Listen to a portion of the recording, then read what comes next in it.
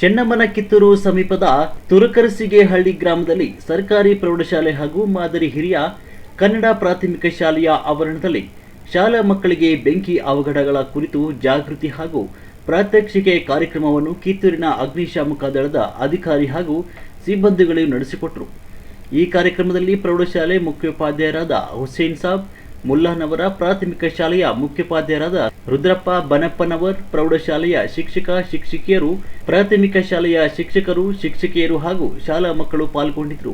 ಅಗ್ನಿಶಾಮಕ ಸಹಾಯಕ ಠಾಣಾಧಿಕಾರಿ ಪರಮೇಶ್ವರ ವಕ್ಕುಂದ, ಅಗ್ನಿಶಾಮಕದ ವಾಹನ ಚಾಲಕ ಬಸವರಾಜ್ ಇಂಚಲ್, ಸಿಬ್ಬಂದಿಗಳು ಸುಖಾನಂದ್ ಮಾದರ್, ಆನಂದ್ ಗುಡಗೇರಿ, ಪ್ರದೀಪ್ ಘಂಟಿ, ಜಿನ್ನಪ್ಪ ಇಂಚಲ್ ಇತರರು ಉಪಸ್ಥಿತರಿದ್ದರು.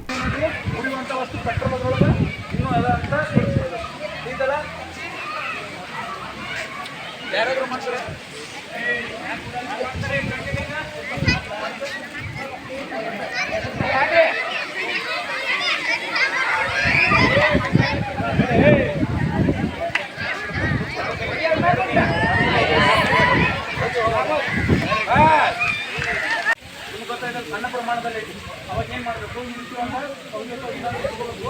ಅದನ್ನು ನೀರಲ್ಲಿ ನಮಗೆ ಶಾಖ ಬರಬಾರ್ದು. ದೂರದಲ್ಲಿ ಎತ್ಕೊಂಡು ಯಾವ ರೀತಿ ಮಾಡ್ತಾರೆ ನೋಡೋದು ಏನು ಮುಕ್ತ. ಇಲ್ಲಿ ಏನು ಮಾಡ್ತೇವೆ ನಾವು, ಆಕ್ಸಿಜನ್ನು ಬಂದ್ ಮಾಡ್ತೇವೆ. ಅದಕ್ಕೆ ಬೇಕಾದ ಪ್ರಮಾಣದಲ್ಲಿ ಹೆಂಗೆ ಬಂದ್ ಮಾಡ್ತಾರೆ ನೋಡ್ರಿ, ಈ ರೀತಿ ಮಾಡ್ಬೇಕು. ಏನಾಗುತ್ತೆ, ಹತ್ತಿದೆ ಅಂದರೆ ಒಂದು 20 ಸೆಕೆಂಡ್ ಬಿಟ್ಟರೆ ಅದು ಬೆಂಕಿ ಏನಾಗುತ್ತೆ, ಆರೋಗುತ್ತೆ. ಆಡಿರ್ತದೆ ಯಾವ್ದಾರ ಒಂದು ಇದರಲ್ಲಿ ಹಿಡ್ಕೊಂಡದನ್ನ ಹೊರಗೆ ತೊಗೊಂಬರೋದು. ಇದಲ್ಲ ಗಂಡು ಹುಡುಗಿಯರು ನೀವು ಅವಶ್ಯಕವಾಗಿ ನಿಮಗೆ ಹೇಳೋದು, ಯಾಕಂತ ನೀವು ಮನ್ಯಾಗ ನೀವು ನಾಳೆ ಹೇಳಿದಾರೆ ಸರ್, ನೀವು ಕಲ್ಕೋರಿ ಮೊದಲ ನೋಡ್ರಿ. ಎಗರಂಗಿಲ್ಲ ಅದಕ್ಕೆ ಏನು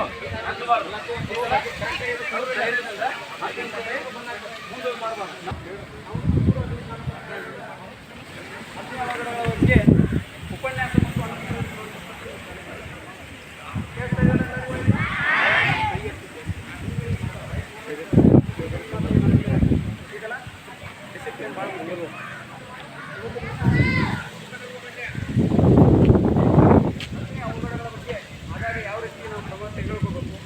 ಅಥವಾ ಅದಕ್ಕಿಂತ ಮುಂಚೆ ಯಾವ ರೀತಿ ಕ್ರಮ ತಗೋಬೇಕು, ನಮ್ಮ ದಿನನಿತ್ಯದ ಒಂದು ಚಟುವಟಿಕೆಗಳಲ್ಲಿ ಬೆಂಕಿಯನ್ನು ಯಾವ ರೀತಿ ನಾವು ಹ್ಯಾಂಡಲ್ ಮಾಡಬೇಕು ಅನ್ನೋದ್ರ ಬಗ್ಗೆ ಇವತ್ತಿನ ದಿನ ನಿಮಗೆ ತಿಳಿಸ್ಕೊಡ್ತೇವೆ. ಹೀಗಲ್ಲ ಇದಕ್ಕೆ ಬಗ್ಗೆ ಎಲ್ಲರಿಗೂ ಗೊತ್ತದಲ್ಲ.